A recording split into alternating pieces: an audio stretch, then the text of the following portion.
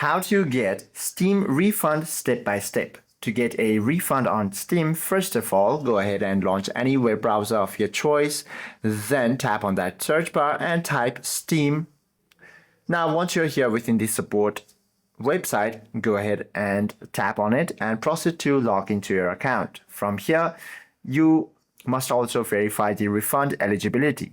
Request must be made within the 14 days of purchase, and the game must have less than 2 hours of playtime.